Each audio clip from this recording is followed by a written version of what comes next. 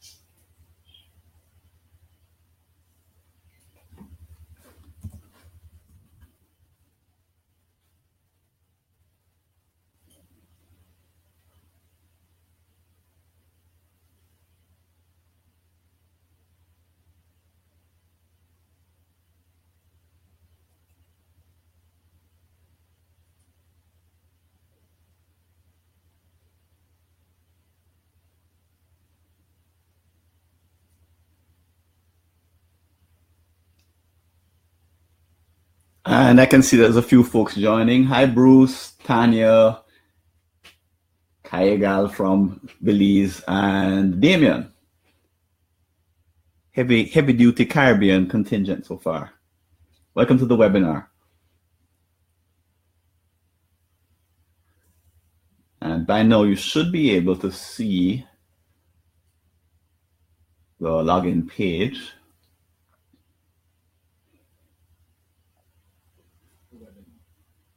Yes, the working fine. Those of you who are on Facebook, on a different site, it's actually being broadcast in a couple of places.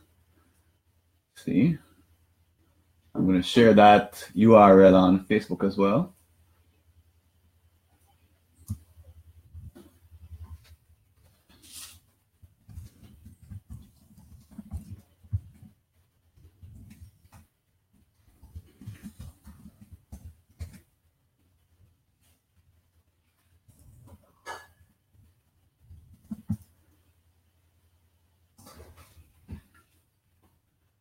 And hello, Becky Joe.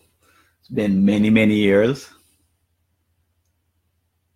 If you're hearing me, could you just type it in the chat that I'm coming through loud and clear?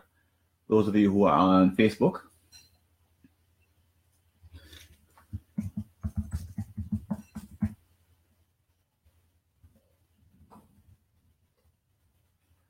And I'm going to put a similar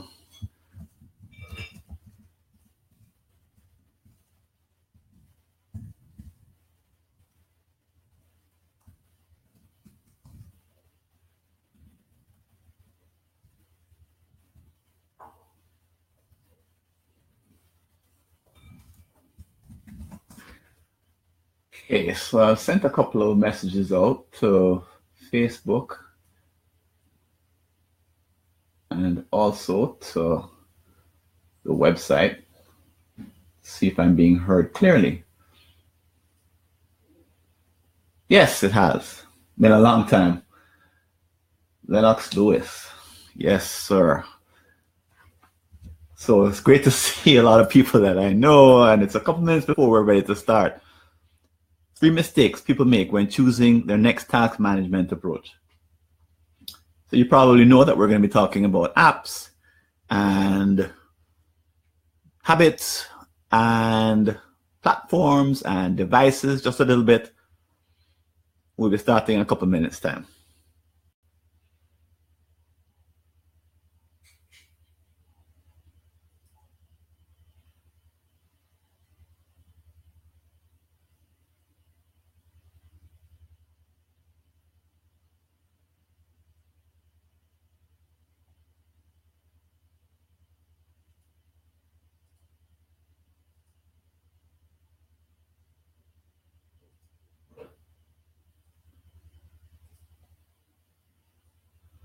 Once again, you're joining me for a webinar, 3 mistakes people make when choosing their next task management app.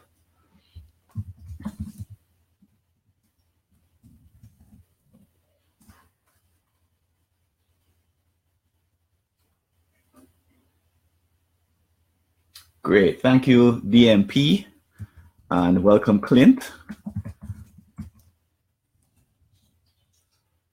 These are folks who are on the webinar, but they're watching from the website. We're going to be using the chat boxes heavily during the webinar today. There's at least, I won't tell you how many, but there's quite a few interactive moments and also a couple of chances for you to use our tools on the website.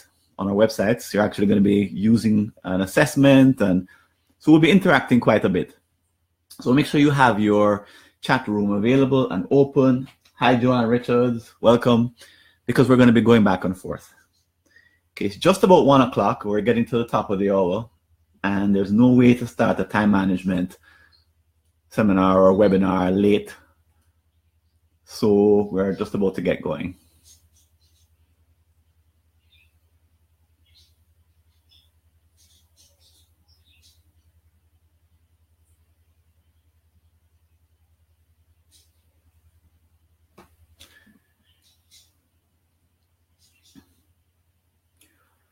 Okay, I'm going to switch over to my live video feed, I hope.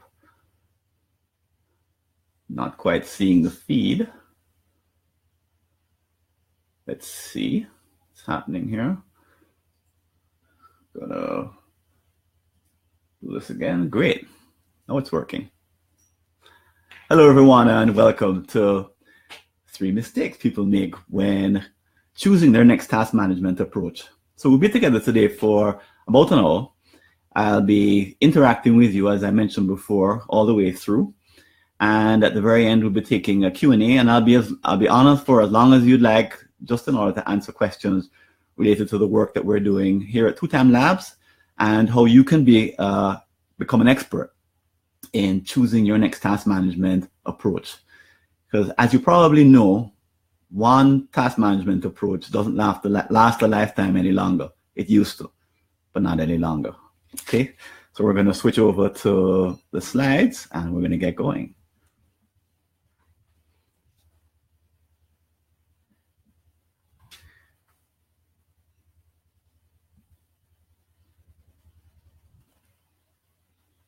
Okay, we're just getting some of the technology squared away here. Reset, play.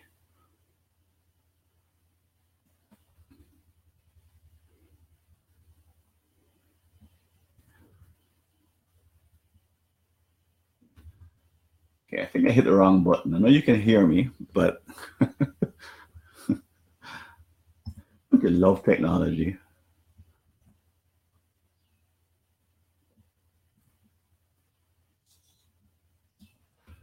You just never know what's going to happen next. And that's one of those cases where I'm looking for my screen, and sure enough, can't see what's happening next. Bear with me just a minute. Oh, reset. There we go. Reset and pause and okay, we have control. Sorry about that. So tell me, when did we stop dreaming big? When did we start to believe that we couldn't accomplish the big dreams that we had when we were so much younger. I know you remember when you were 10 years old and somebody asked you what you're going to be when you grow up, and you didn't tell them, oh, I'm going to go to bed early and enjoy the best part of the day is when I'm asleep, and I'm going to end up in a job I really don't like. No, you wanted to be an astronaut, you wanted to be a doctor or a surgeon, you wanted to be a scientist, but something big. What came out of your mouth was something aspirational. And over time, what's happened is that many of us have just backed off of that completely because we've become reasonable. We've become adults. We have big responsibilities, and we stop dreaming big. So we actually believe that we have real limits on what we can do and who we can become. And I'm sure you're aware of some of these limits and the ramifications and what it's like to live in a world where we think we don't have enough. It feels as if we're in a box, as if we can't accomplish what we really want to and what we can. And let me ask you a question before we get into the three that I have listed there: time, talent, and habits. What are some of the ways we as adults limit ourselves? So let me back right up to the prior one. What are some of the ways in which we as adults limit ourselves right now? So I want you to type that into the chat, and I want to take a look at the answers that we see what we come into. I'm seeing Nathan Charles here again. Welcome, Nathan. Horace Johnson, welcome. And on the website, we have DMP and Clint. Clint, if you're not able to hear, there's you've got to unmute yourself on the video. If you close down the chat for just a moment and click in the right bottom hand corner of the video, you'll see a microphone, a speaker sign, and hit that speaker sign, and then you'll be able to. Let me just type that message in, because it's one of the quirks of using the system that we're using. Here's me, folks. Clint, I hope that helps. What are some of the ways we adults limit ourselves now that we are all grown up? So I'm looking for some answers.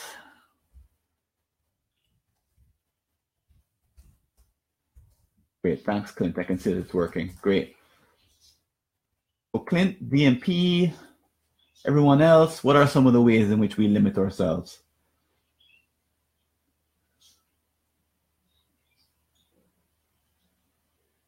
Just waiting here to see if the question is getting over. In terms of our ability to help others. So that's a big one. Thanks, Nathan. Yes, absolutely. So we draw a line with respect to how much time, effort, energy we can commit to other people, even when we have a sense that we're the ones who could make a difference. We stop because we feel the limits on what we think we can accomplish. So when it comes to making a difference and needing to help other people, we say, we at least pause and we sort of weigh it in the balance and say, is it worth it? Is it worth the investment of time and effort to try and help this person who needs? Because we feel as if we just don't have enough to give. Great, who else? Let's get one more answer up here and then I'll move on. Where do we face real limits, real in quotes? Where do we limit ourselves as adults?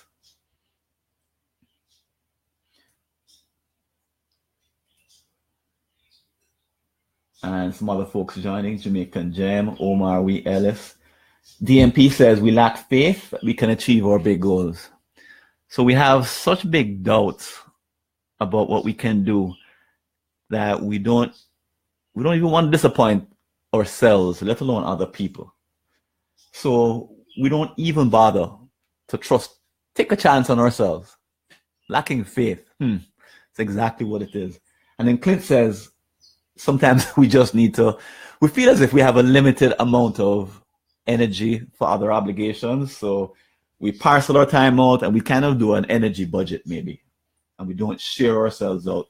So thanks everyone. That's exactly on the money. I can see that we're all here and we're engaged. And Joanne says low self-esteem not realizing we don't have to work alone, and Pat says time and resources.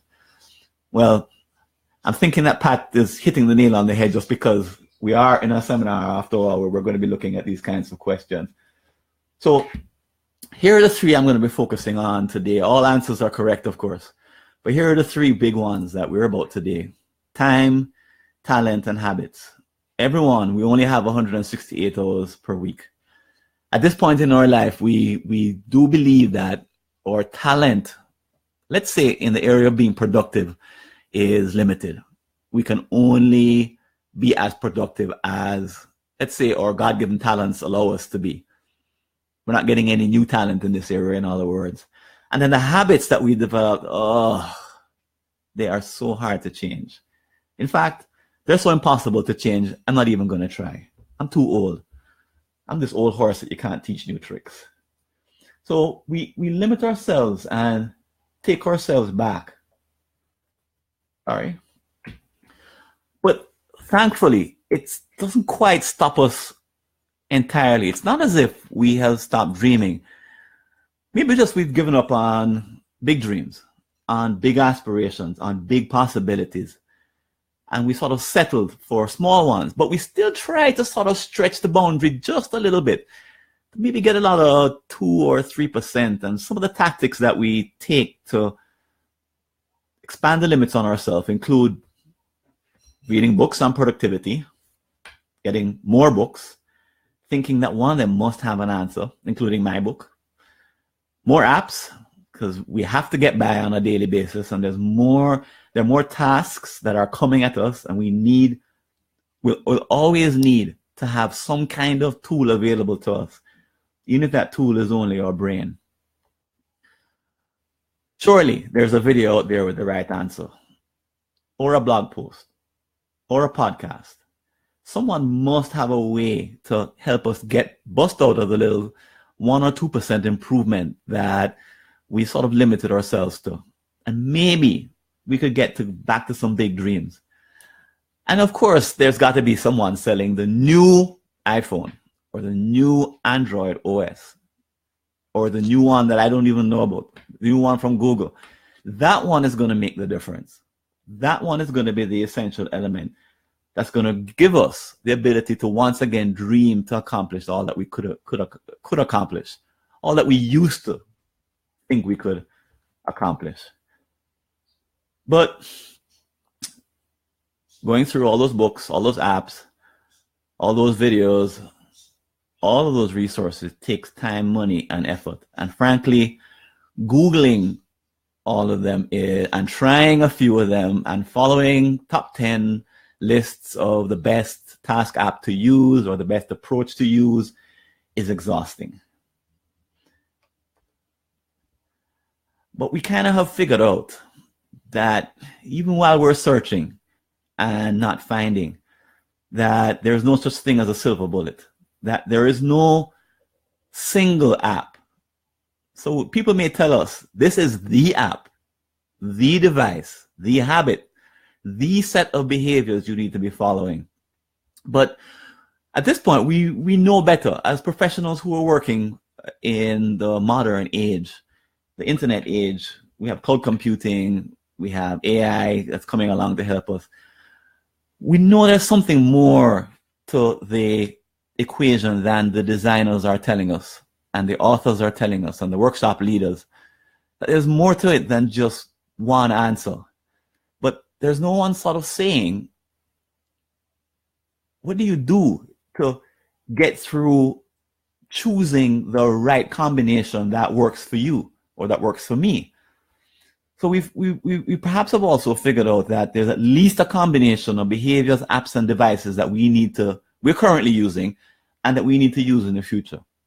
And every single person's combination is different. So they may have similar behaviors in some ways. Even people who follow a single behavior pattern laid out by a book, for example, end up implementing it very, very, very differently. If you actually study their behaviors, look at their habits, check out their practices, they're not even following each other. People who have the same devices don't use them in the same way. The closest may be in terms of overlap, there might be people who are using apps in similar ways.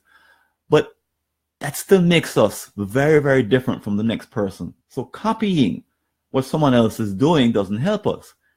We need answers for what we can do for ourselves. That has to start with not a good Google search. Is that the best place to start, really? Maybe there's a better place to start with is what we're using right now and today. So in the face of not being able to Google and find these answers, most of us give up, or we just ignore the problem until it becomes too acute to leave alone, or we just accept that we're just going to bumble along, and if we see a new app, we'll try it, and good luck if we do. Or we just try and distract ourselves from the problem on a whole. We don't have good answers. But even after we've done all the distracting and the giving up, there is something inside us which kind of hopes that there is some answer.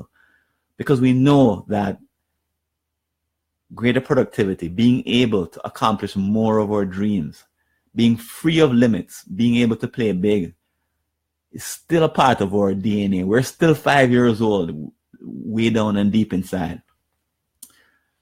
And our research here at Two Time Labs shows that you actually have made tremendous progress in the past. And this is what confounds so many people. Let me explain.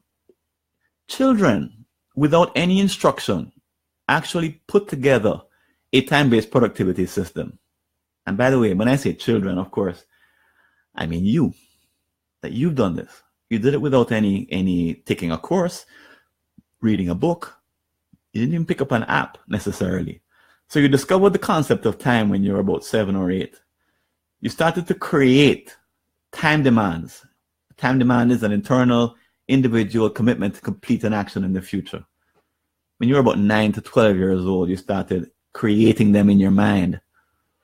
And between the ages of 13 to 18, starting somewhere in adolescence, you started to put in place habits and practices so that by the time you became a young adult, you already had practices and habits that you taught yourself. In fact, if you look at the very bottom of that graphic, you already had a personal system for managing time demands already in place. So if you knew you did that and you did it without help, why in the world can't you do it now?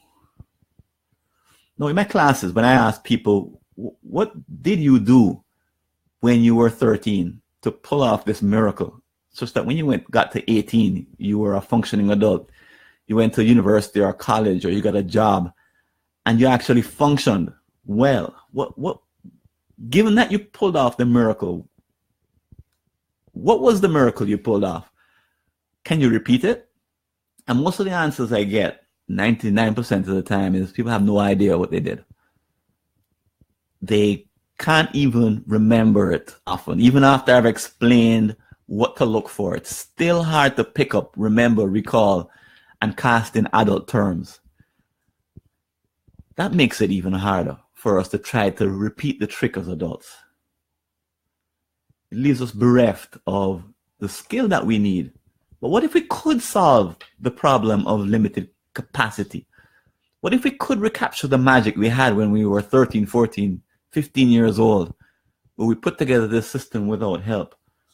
What difference? And what if also we didn't have to only limit ourselves to doing it once or twice, like maybe when you hit age 30 and maybe when you hit age 45, and then you retired with it? Because that's what our parents did. They had one system that could last a lifetime because they were dealing with far less demands on their time than we are. But what if we could increase our limits once, twice, 3, 4, whenever we wanted to? We had the permanent ability to improve our capacity, to increase it. What if we could lift the limits whenever we wanted to?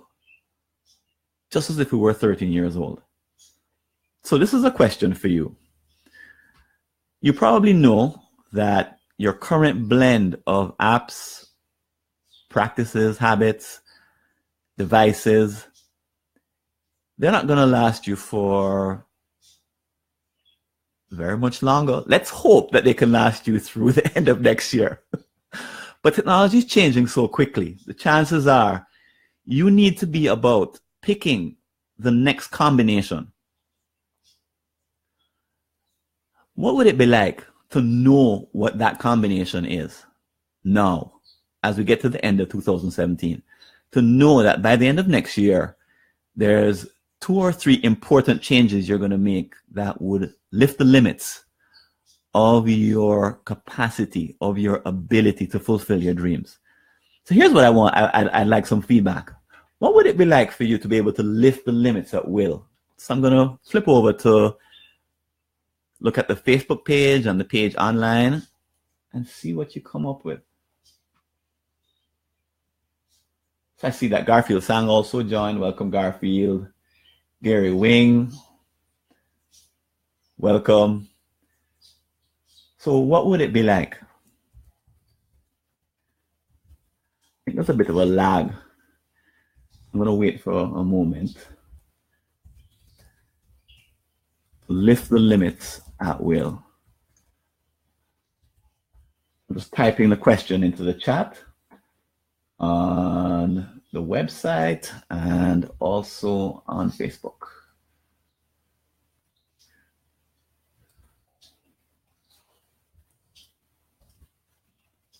Freedom. So Joanne says freedom. You know, the kind of freedom I think of as she types that in is not the unrestrained freedom that we had when we were 6, because the truth is we can't go back. We're already adults. But the kind of freedom that would allow you to take a significant step, maybe 3 steps per year, that could accumulate over time. So not like bust out freedom, like I become a doctor next year, I have the freedom to do that. I don't quite have that. I know better now because I'm an adult. But what would it be like to have additional freedom, added freedom every single year? As you know, as you head towards your next upgrade, as you head towards the next lift of your capacity, the next lift of your limits. Who else?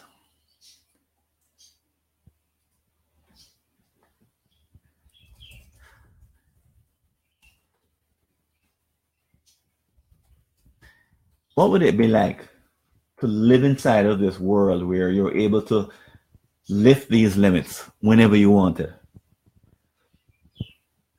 So Pat says, it'd be great to have something customized.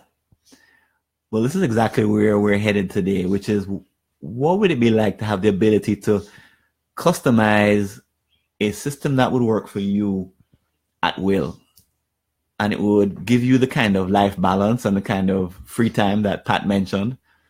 It would give you the kind of guilt-free existence where you don't feel as if you should be doing something else. You'd be free from overwhelm, the feeling that you have too many tasks and too much email.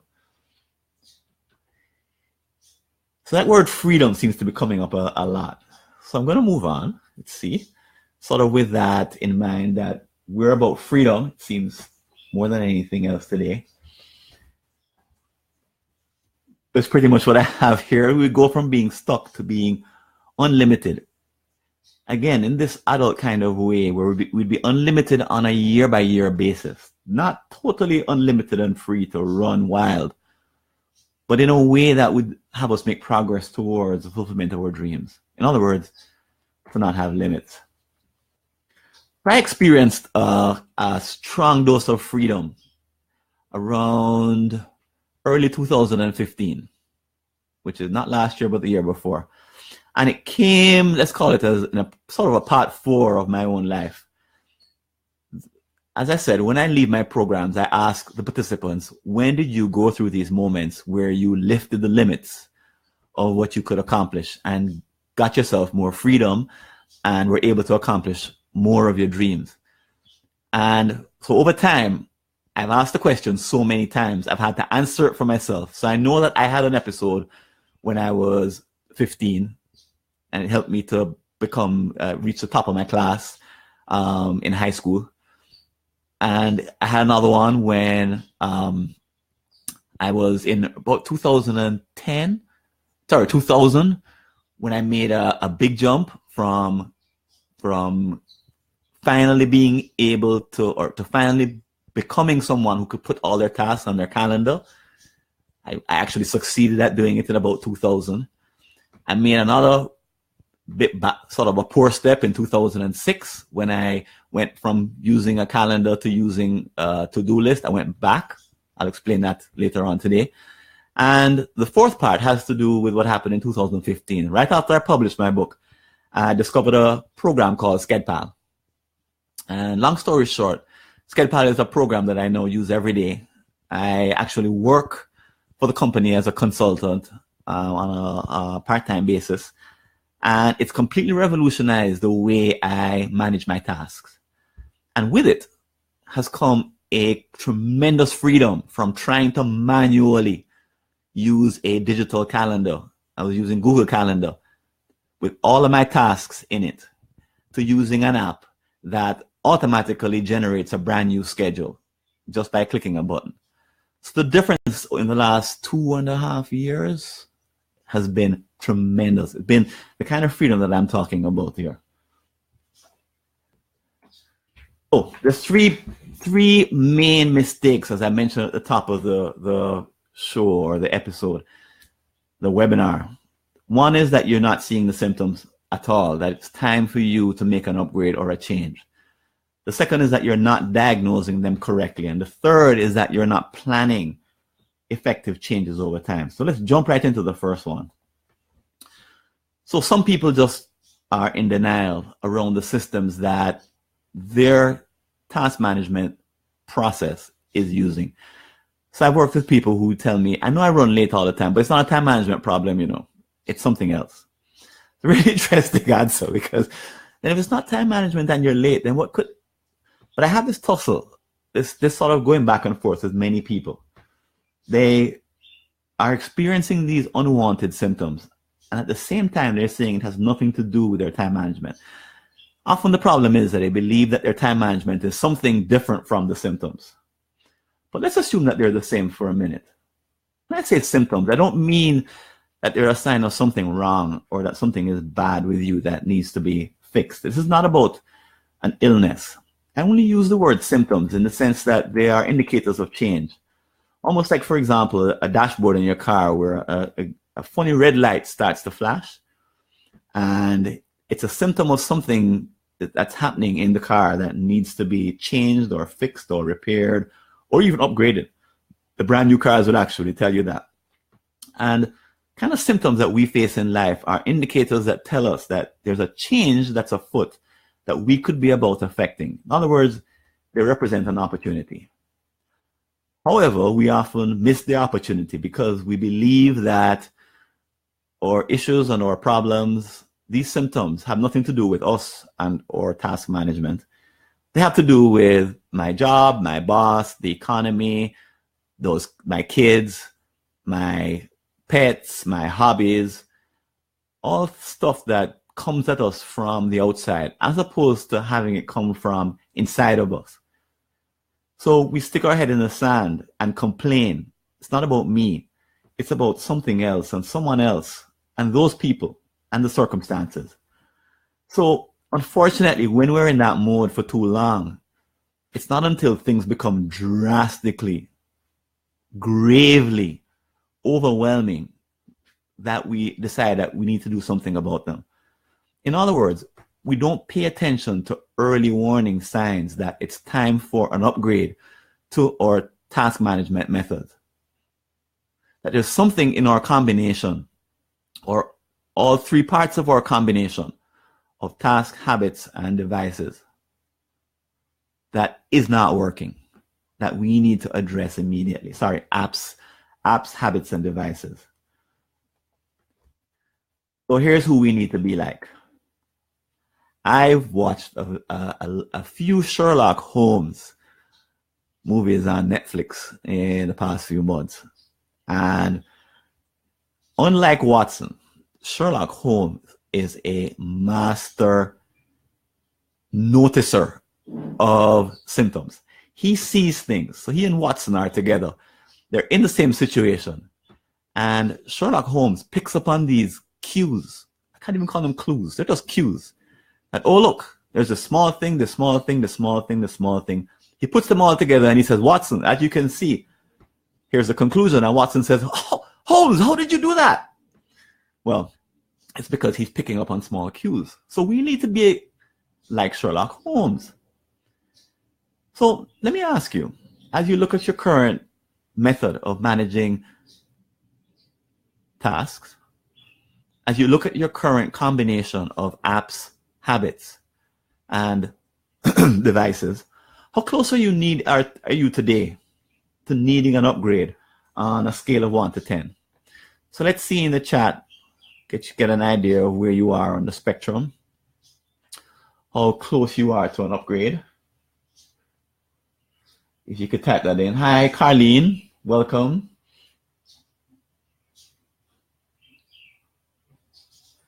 And I see Clint and DMP answered the prior questions. I believe there's a significant lag that's currently happening on the website.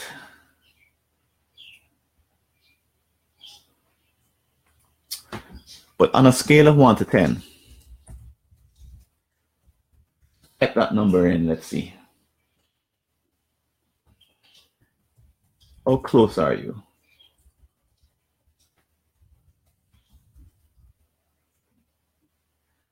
Needing an upgrade to your combination.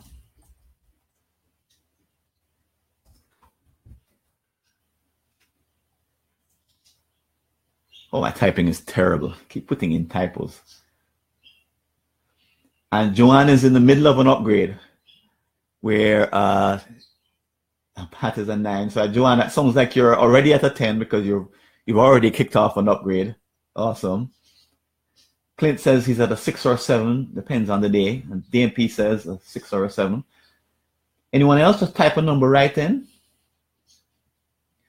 Of course, there is no right answer. A 1 would represent that everything is absolutely fine. I shouldn't even be on this webinar. I'm just here to hang out with Francis and see what happens next.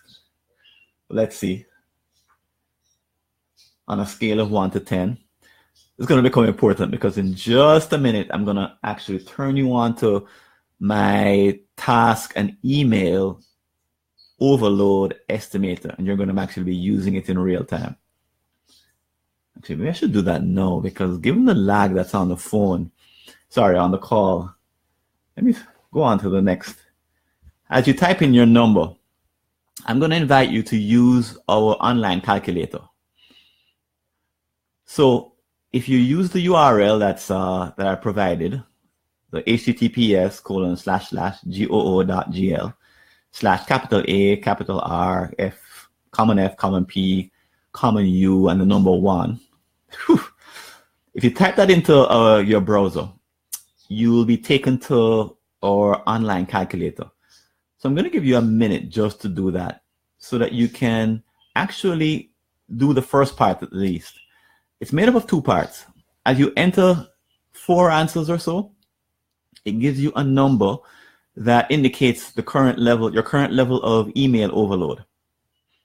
So you answer 4 questions and it instantly tells you what your current score might be. And if you scroll to the bottom of the email overload calculator, it tells you whether or not you're due for an upgrade. The same applies for the task overload estimator or calculator. You answer some more questions, and at the very bottom, it tells you an answer. And if your answer is above, I believe it's 150, then it's time for you to do an upgrade. So take a moment, just go away from the screen that you have here and try that in real time. And as you get some numbers, just report them back in and let's see what you get. Okay, I'm going to flip over to one of the pages here on Facebook. I should type it into the chat. It's easier to click on a link, GL/RFPU1. And on on the website. On the website, if you're at the perfect.mytimedesign website and you click Run the Calculator, which is that link over on the left, it will take you to, take you right to the calculator.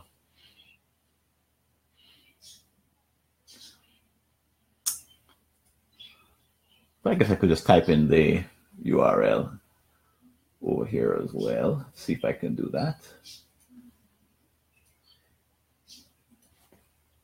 Okay, so I'm giving you a minute. Ooh, not that way.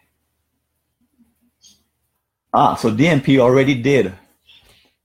already took the interesting, already did both of the calculations this morning. So already used them. And here's, so interesting. Thanks for sharing this, DMP. A 0 on the email. So this person is great at managing email, but got 180 on the task. So a good score on email is 50 or less. A good score on the tasks is 150 or less. So 180 isn't that bad, DMP. It's actually pretty good. It's just on the cusp of where I would say I definitely recommend that you need an upgrade. Because there are scores in the hundreds, and it's easy to get a score in the high hundreds. We sort of set it up that way. So interesting. Thanks for taking the initiative to do the test ahead of time. I wonder if you knew I was going to introduce that. But let's see who else does it. Tell me your score for the email calculator if you've done it. And if you share it, we can see what actual score you get.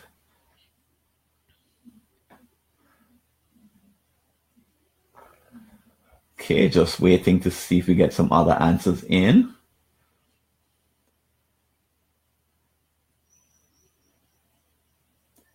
On the calculator page, as you scroll to the very bottom, you'll see some recommendations. 50 and 150 are the two limits.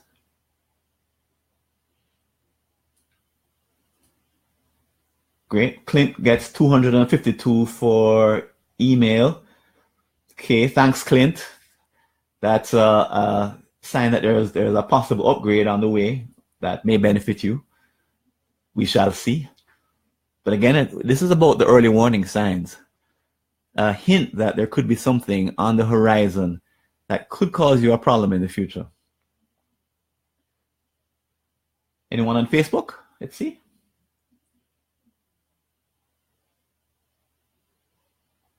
Okay, I don't see any action on the Facebook page per se. So I'm going to go ahead and move on and pick them up as we go along. If you can listen in as we work along and just fill in the numbers as you get them.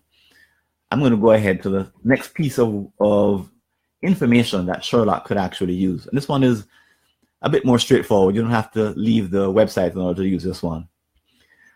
So when you read a lot of the literature, or listen to people who really want to help others in terms of their task management, they say things like, you're probably using one thing and you need to change it. They don't take into account the fact that we're human. And as we go through these different episodes where we change our limits, what happens is that we develop different methods for managing our tasks. So we end up with something looking like a distribution. So what do I mean by that? Well, take a look at the graphic that I have on the page.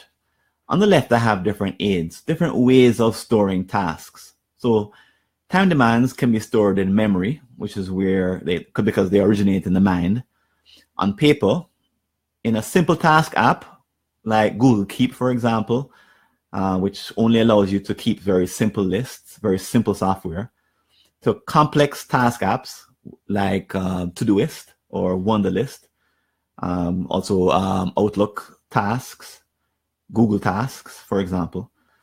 Calendar, how many tasks are you stored in your calendar? As I said, I've been a total task scheduler, or someone who schedules all their tasks in their calendar for the last 17 years or so, apart from the break that I mentioned in 2006. Wasn't a break, it was a mistake. And then an auto scheduler, if you use one of those. I mentioned one called SchedPal, and there are another popular one is called Focuster. So let me show you the mistake that we often make. We believe that our tasks are perfectly located or situated in one particular location. That if I'm using a simple task app, then that's all I'm using. And people who write books like me and do training relate to people as if that this diagram is true. So as you can probably figure out where I'm headed here. For most people, unless you're a robot, it's probably not true. The reality to you probably looks something like this.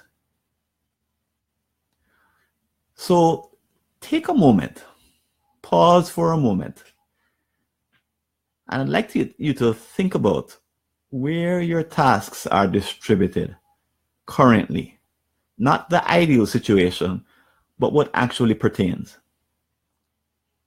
So these are all non-habitual tasks, by the way, that we're looking at. So something like brushing your teeth. Don't think of the ones that are built into your neuromuscular memory, because those are the ones that you can do without any effort. These are the tasks that take some effort to execute. That if the task isn't managed well, it would actually fall through the cracks and not actually be accomplished any at all. So this person, their real distribution is 5, 15, 70, 0, 10, 0. What's yours?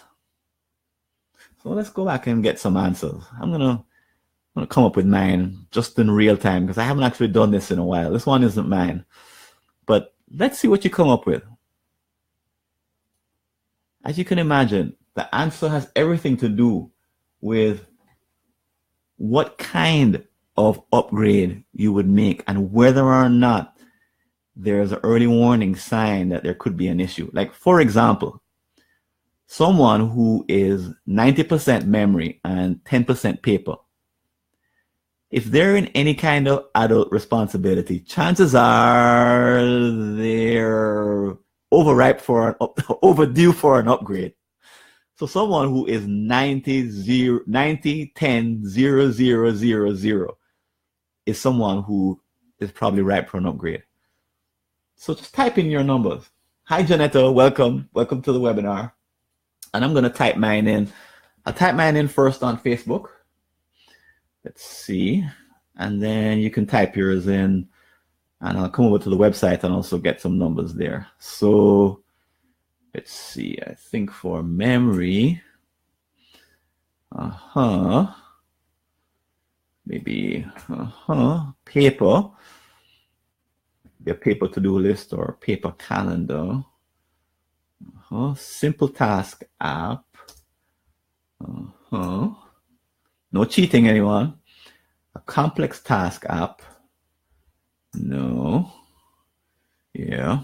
A calendar, I would say about that amount. That leaves 100 minus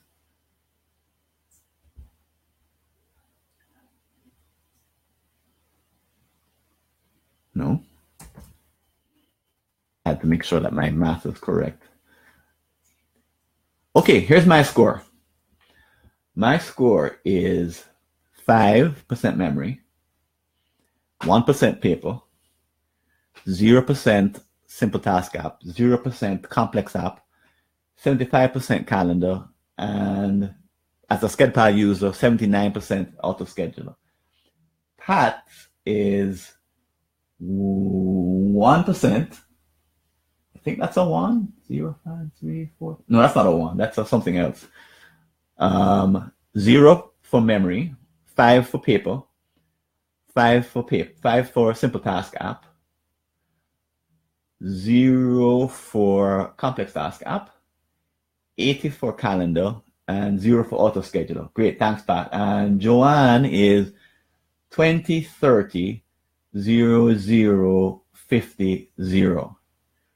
Great. Let's look at go over to the website and see. Clint, 20, percent memory, 50% paper, and a big jump to 30% calendar. And DMP, 30% Outlook calendar. So that's the numbers are so almost zero for memory. 0, 70, 0, 0, and then 70. Oh, and then 30, sorry. 0, 70, 0, 0, 30, 0. Great. So, these are really simple sort of insights, but let's take a look and see how they can make a difference and why these early indicators make a very big difference when it comes to us actually implementing the next step. Why would you go to this level of trying to notice where you are now before the third? Well, here's one big clue. It's called the Dunning-Kruger effect. And I'll read it. In the field of psychology, the Dunning-Kruger effect is a cognitive bias in which people of low ability suffer from illusory superiority, mistakenly assessing their cognitive ability as greater than it is. The cognitive bias derives from the metacognitive inability of low ability persons to recognize their own ineptitude. So in other words, when there is no self-awareness, people who have low abilities don't objectively evaluate their actual competence or incompetence. So every piece of work that we do here at Two Time Labs has some evaluative component to it, where we are trying to help learners to evaluate their own skills using some of the tools I mentioned before. So the Dunning-Kruger effect happens for us in real time. And here's what it looks like.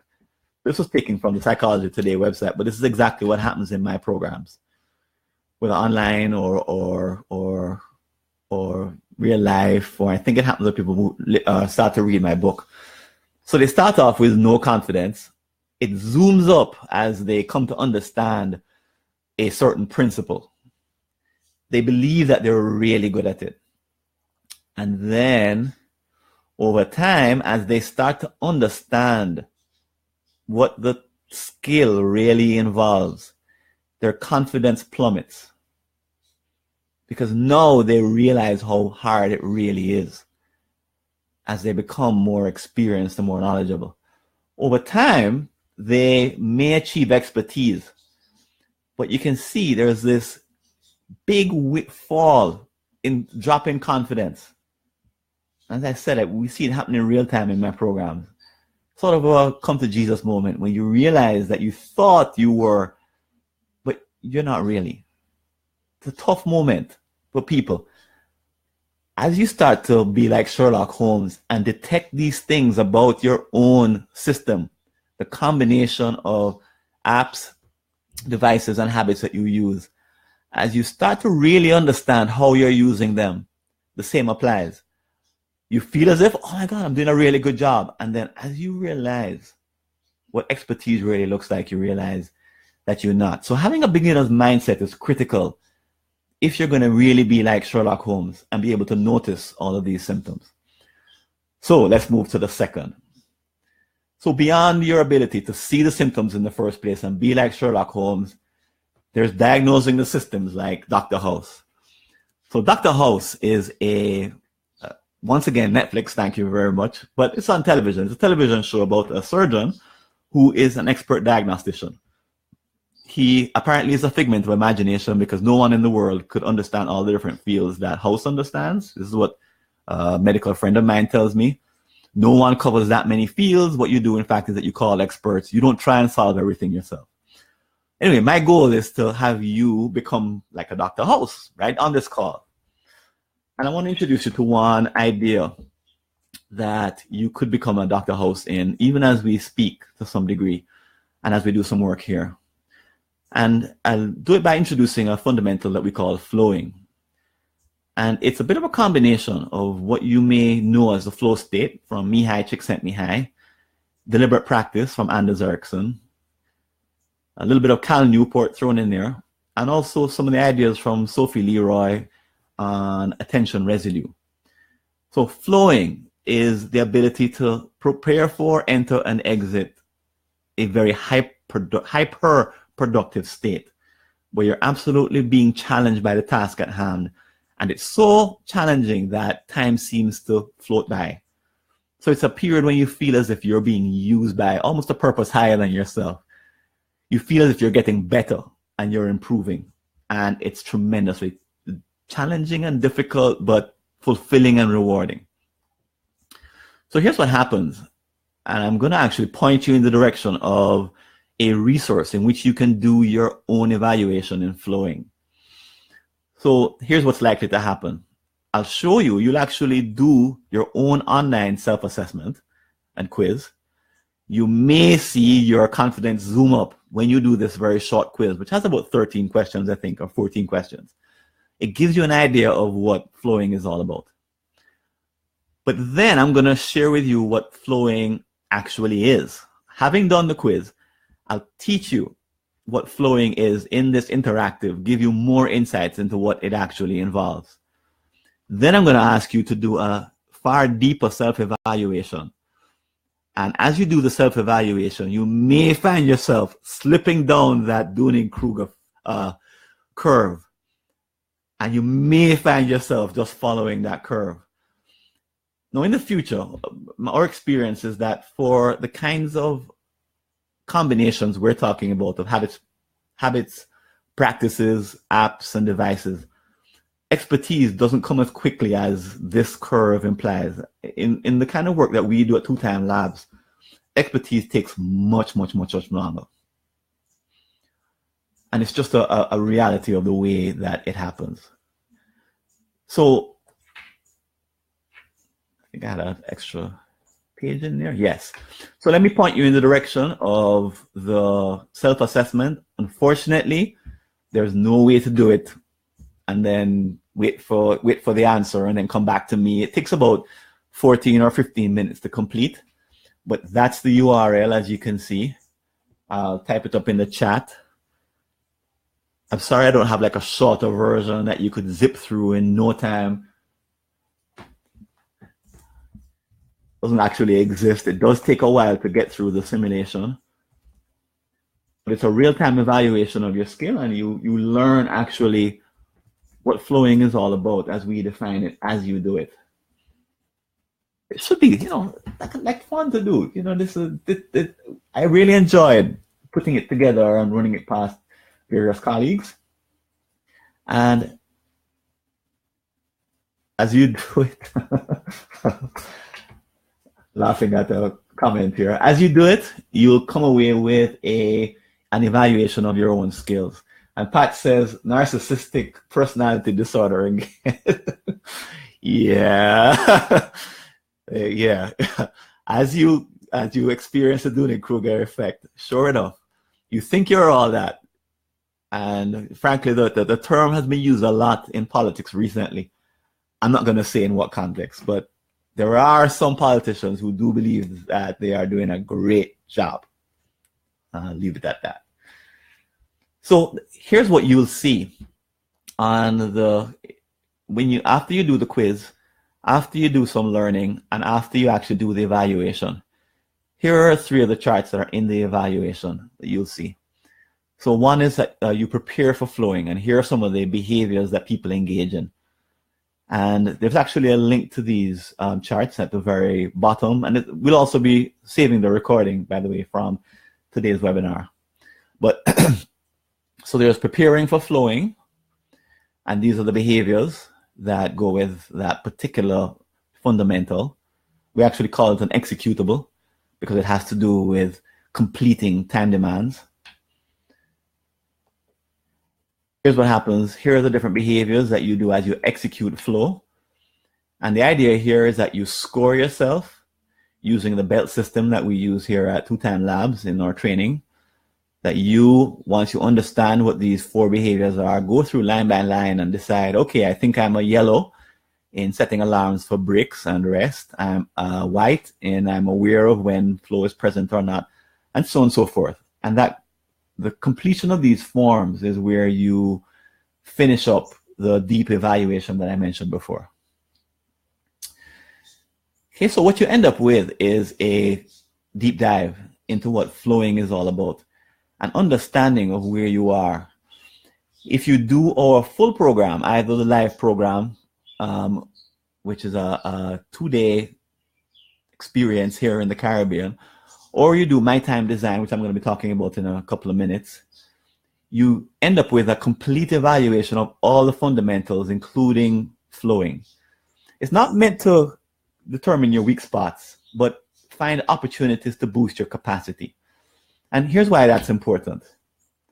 You have to plan to make the changes that you need to make. They don't come readily or easily because the system that you put together at 18 years old is way too complex for simple solutions. So what rule of thumb do you think you would use to try and figure out where to start? So I'm going to ask you that question in a minute, but let me explain the fundamentals in a minute. So the way our training takes place is that we teach you how to evaluate yourself in 7 essential fundamentals, 4 advanced, and 2 executables. So the 7 fundamentals have to do with the flow in time demands. These are things you're already doing. So this is an evaluation of your current skills. You capture them in some place, empty them at a later time in 5 different ways, either by acting on them immediately, storing them in a safe place for later, scheduling them in your calendar, adding them to a to-do list, or tossing, which is basically vacating the commitment. So that's what you do to manage your tasks. And you're doing them at some level today. For meta-managing tasks, there's interrupting, switching, reviewing, and warning. These are the advanced fundamentals, which again, you are already doing. It's just that you don't have the tool. You may not have the tools right now to be able to evaluate yourself. No problem. That's what the training is about. And then flowing and habiting. Flowing we just looked at. These are for executing tasks. So you evaluate yourself in each of those line items and come up with something looking like this, which is a grand evaluation of all your skills. This person's name was Jerry, and the same belt levels at the top, white, yellow, orange, green, applied. So here's my question for you. I think this is the last one before the Q&A. Where would you start improving? Given what I just told you about the fundamentals, it's really important to start in the right place. And no one else can do the kind of in-depth analysis that you can in order to figure out where to start. So just based on what I've told you, where would you start?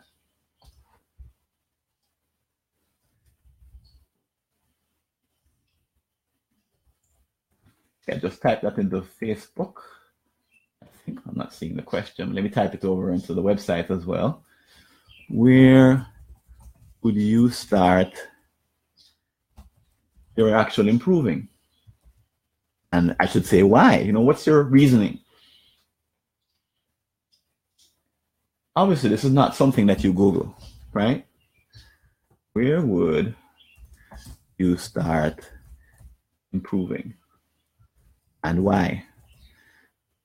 The answer to this question is yours and yours alone. No one can answer it for you. Oh, I see that some other folks joined. Dennis Jones joined, Robert Thompson, welcome Paula, welcome Handel. So where would you start improving and why? I know this is kind of a hard question to drop at the end of the seminar. So Clint says, I think capturing, because you need a foolproof way to know that you're not missing anything. That's excellent reasoning. And actually, that's often the advice that I give in general. I don't give specific advice because no one single piece of advice applies to everyone. In other words, the person who I'm coaching in a program has to actually do the analysis. I can look at their chart, like the one I have that I'm showing here, and help them to diagnose and evaluate where to start improving. But I can't do it for them. They have to do it themselves. And the logic is impeccable. Capturing, because that's the point of creation of a time demand. If you're not capturing well, then the rest of your task management and time management system isn't going to work. In other words, capturing acts as a limit. DMP says practicing to enter flow.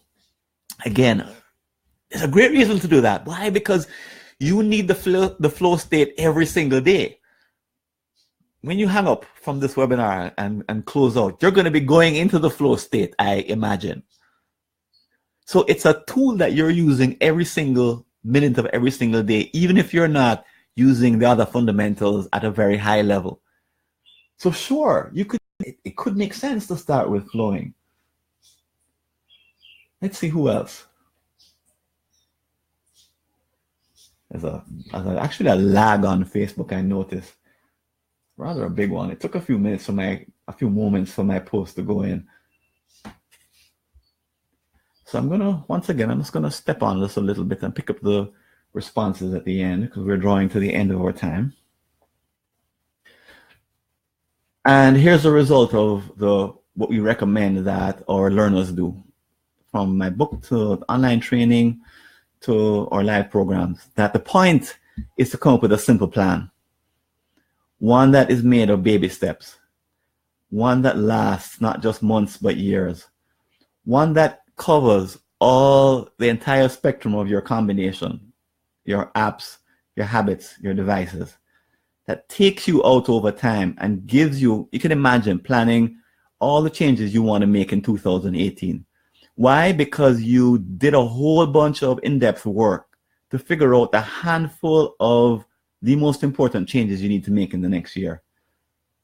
So it's one of these cases where if you make the investment up front, it pays off in the simplicity of the plan that you're executing over the next year. And it also makes you, inoculates you, let's say, from all of the advertisements, the blog posts, the videos, all of the shiny objects that could throw you off next year in terms of making solid improvements. Why? Because you're focused on your plan, not on the latest AI-driven app that just got released. Puts you in a whole different place, a whole different level of confidence, a whole understanding or belief that by the end of 2018, you'll have a freedom to accomplish your dreams that you don't have right now. So that's not the end of the story. To support this simple plan, you need way more than just a plan. You need habit support mechanisms. You need social support. We recommend highly that you put in gamification so that it makes it fun and engaging all the way throughout the year, that you have measurable targets. If you have other people that you can work with, even better. But the entire package is needed to get you through the changes that you want to make. So lastly, the changes that you need to make actually, thankfully, probably follow the changes other people have made. So what our research shows is that everyone starts off managing using out of memory. So their combination is based on memory alone and nothing else. So when you're 12, before even thinking about it, you're using memory to manage time demands. At some point, people migrate to the use of paper. There is some evidence, however, that millennials, young folk, are skipping paper altogether. They're going straight to using simple task apps. Why? Because they have smartphone technology and tablets available to them. So we used to, our generation, my generation certainly used paper long before apps came out. But at some point, as the number of time demands and tasks you're trying to manage increases, task apps start to fail. And then you need to use a complex task app. In much the same way, complex task app starts to fail, and then you must go to using a calendar of all tasks. But that also has changed. So I mentioned that I made the jump to using an auto scheduler called SchedPal. So what's possible now is that there's another jump that was never available to before a couple of years ago. You can go straight from level 4 to level 6. And that can make a huge difference, or even 3 to 6, or even, God forbid, 2 to 6. 1 to 6, can't imagine it. But the presence of new software at level 6 has changed the journey that you and I can take. And this is what my training is about, helping you to make these jumps as a part of your overall plan. So MyTime Design Plus is based on building the 3 superpowers that are the remedy to the mistakes that I've talked about in this webinar. You can see them for yourself. The ability to detect early signs of trouble. That is an antidote to mistake number 1. Superpower number 2, so you can diagnose the root causes. Superpower number 3, so that you can cause your upgrades. So these are all way past just the remedying of mistakes. They have to do with becoming expert, which is what MyTime Design Plus is all about. So the good news is that the program has just been placed on a brand new platform called Thinkific. I've fundamentally changed the way I interact with the learners during the 12 to 15 lessons, depending on how you decide to do it. So there are no monthly webinars. There's one-on-one coaching session for the first 10 people who sign up to do MyTime Design Plus. And there's a community forum to interact with me on. So before I take the questions and answers, I have good news, which is that at the moment, the program is still at the introductory rate of $49.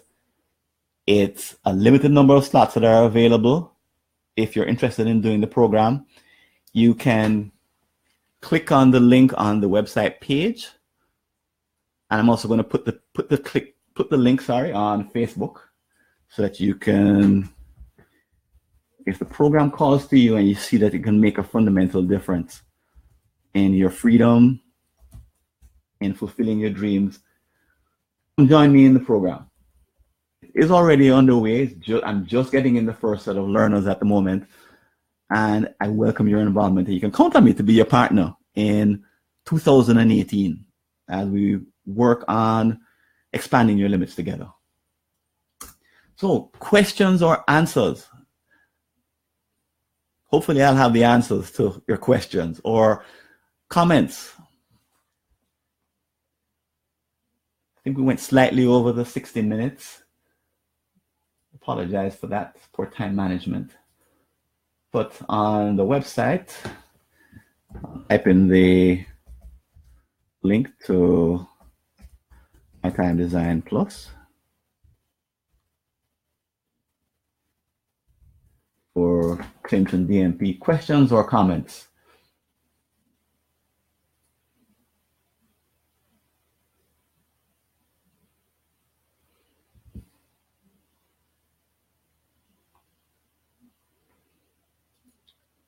I'm actually going to go to my Facebook page.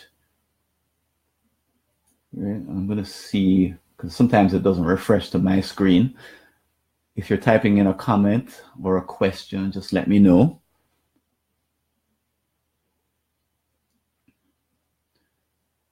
I can pick it up from the screen.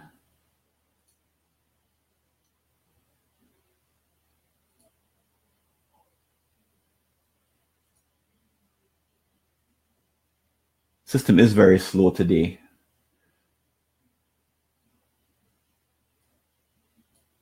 Very, very, very slow. I've been having internet trouble, I noticed, for more than just on Facebook. It's actually not showing all the comments.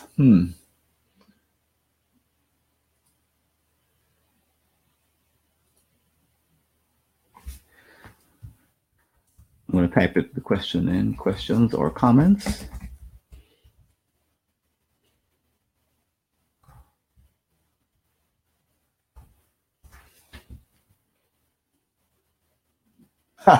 Becky Joe Bean says, we're all too busy to comment, just thinking. Clint says, very interesting. I tried SketPal, but my company's IT policies started blocking it. Clint, was that in the last 6 months or so? Because there have been some upgrades. There's, for example, a brand new mobile app that you could use on, not quite brand new, but it's been out for a couple of months now. So you can actually use the mobile app and not have to use the desktop app at work, just as long as you're your company's IT policies allow some kind of synchronization with Google Calendar or Outlook Exchange. 9 months ago. Yeah, I think you may find some solutions, Clint. And also, boy, there's been so much has changed in SCEDPAL. It is very much a different program. It is so different. And there's actually a release that I think is coming out today or tomorrow. So there's a brand new release of SCEDPAL that's just coming out. Great. Clint says you'll give it a try. And let's see, Facebook.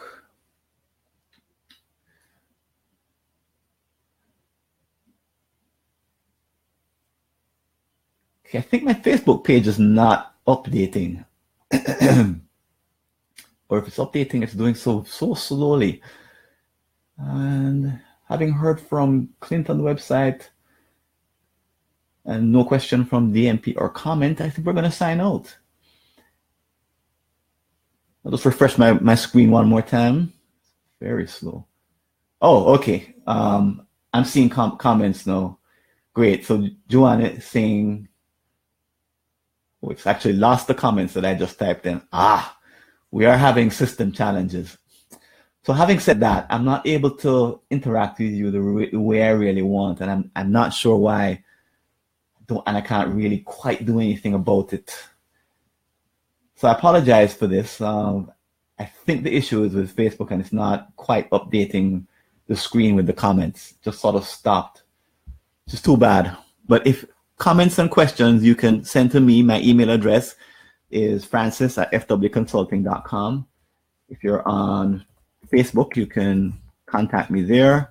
And if you're on the website, you can use actually a function that you can use to contact me directly, or you can just do it in the chat.